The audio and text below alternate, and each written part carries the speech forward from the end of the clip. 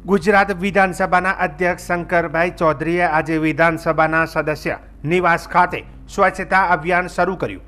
આ અભિયાનમાં તેમણે ધારાસભ્યો સાથે મળીને સદસ્ય નિવાસની ઝાડુ મારી સફાઈ કરી હતી।